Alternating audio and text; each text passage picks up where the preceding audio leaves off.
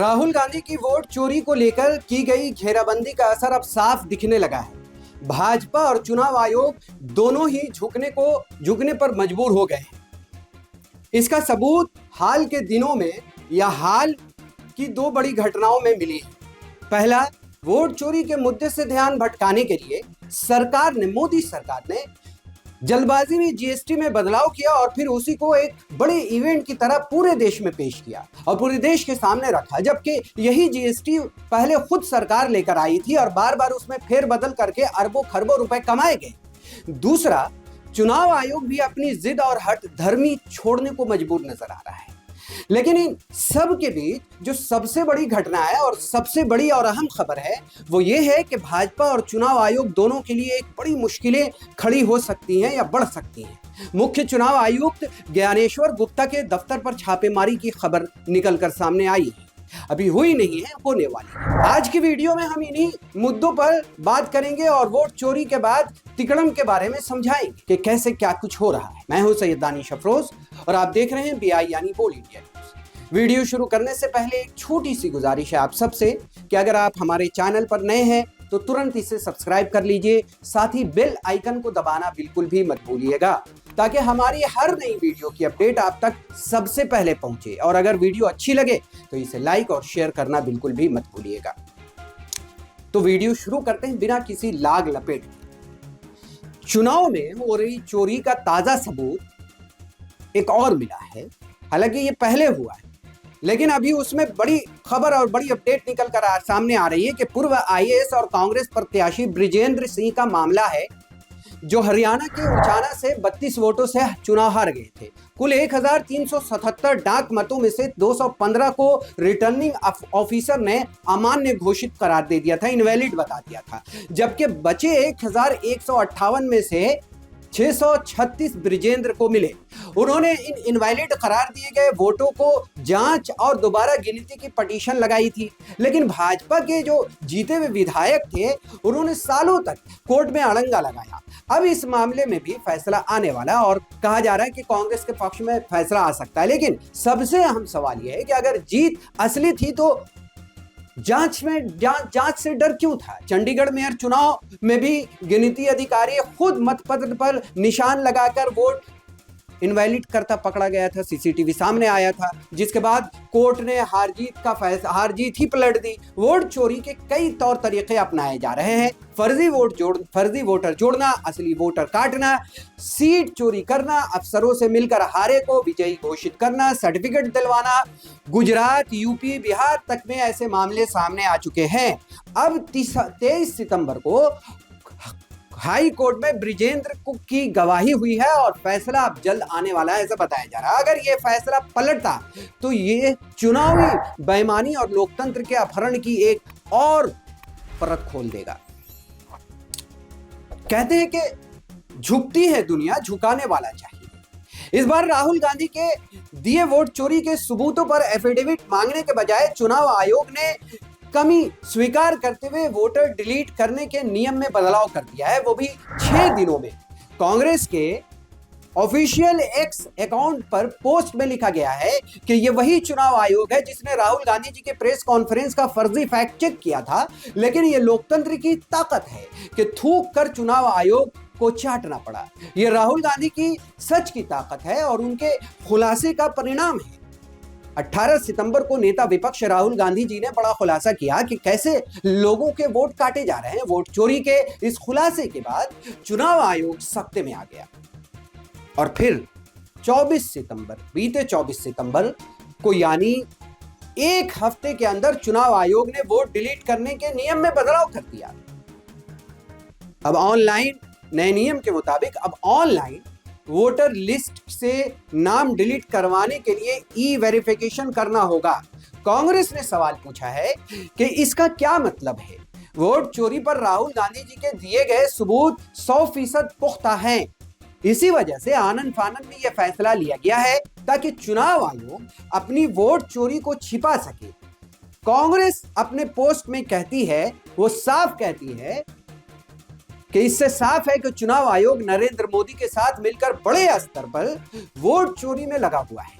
लेकिन सिर्फ नियम बदलकर आप बचेंगे नहीं ज्ञानेश्वर गुप्ता जी। अब तो आपको कर्नाटक सीआईडी को तुरंत सारे डिटेल देने होंगे, जिससे वोट चोरी के गोरख धंधे की जांच हो सके।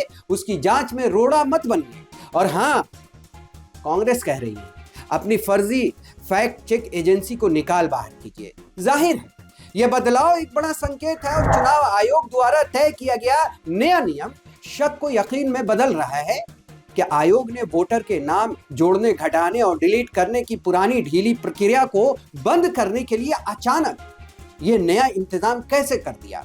6 दिन में लिया गया यह फैसला न सिर्फ देर से आया हुआ हल है, बल्कि उन सवालों को और तगड़ा और गहरा करता है जो राहुल गांधी के खुलासे के बाद उठे हैं।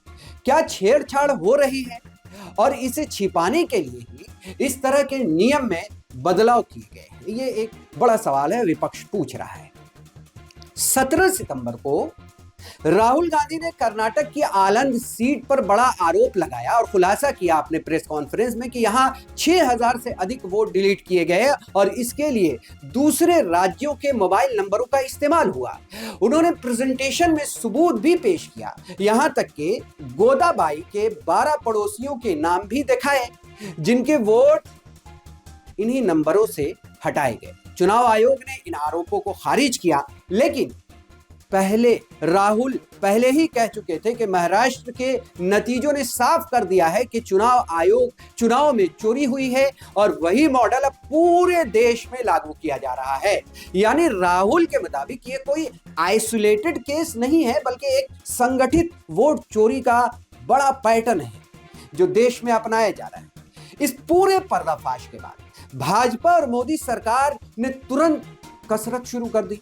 वोट चोरी के गहन मुद्दों से जनता का ध्यान भटकाने के लिए उन्होंने जीएसटी में बदलाव किए, कटौती की और इसे बड़े पर्दे पर अपनी उपलब्धि के तौर पर पेश करना शुरू कर दिया। पीएम मोदी खुद देश के सामने आए, योगी आदित्यनाथ और कई सांसद तक सड़क पर उत्सव मनाते दिखे, मानो ये कोई अजूबा उपलब्धि हो भाजपा सरकार की।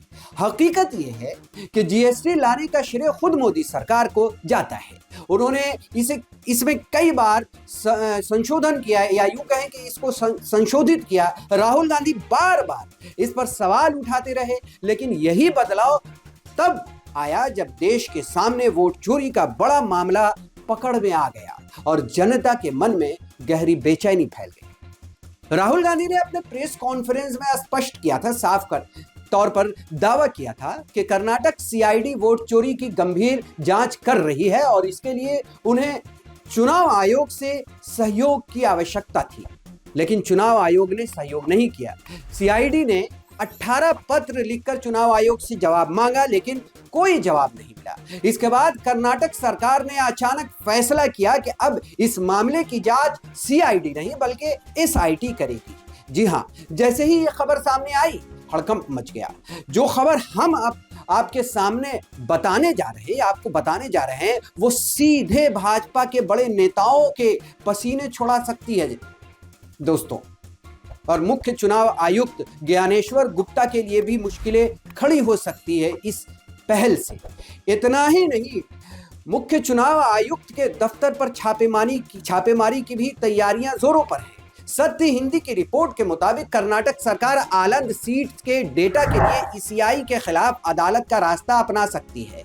वहीं द इंडियन एक्सप्रेस की रिपोर्ट के अनुसार सर्च वारंट प्राप्त करने की संभावना से भी इनकार नहीं किया जा सकता है। यानी चुनाव आयुक्त या चुनाव आयोग के दफ्तर में सर्च वारंट भी जारी करवाया जा सकता है उसके खिलाफ। यही वजह है कि कर्नाटक सरकार ने जांच को तेज करने के लिए एसआईटी बनाई है, ताकि सारी सच्चाई को जल्दी से जल्दी देश के सामने लाया जा सके और पर्दाफाश किया जा सके। ये पूरी घटना अब चुनाव आयोग और भाजपा दोनों के लिए बड़ा संकट बनती जा रही है और पूरे सियासी मंजरनामे में ये हलचल पैदा कर रही है। यानी अब साफ हो गया है कि जल्द ही दूध का दूध और पानी का पानी हो जाएगा या हो सकता है। और यही वजह है कि बिहार में वोटर लिस्ट में छुपी गड़बड़ियों को लेकर एसआईआर के नियमों में बदलाव किया गया। जो चुनाव आयोग पहले कहता था कि वो 65 लाख डिलीट किए गए वोटर्स के मामले में कोई जानकारी नहीं देगा, अब वही पूरी तरह से बुरी तरह से फिसल चुका है।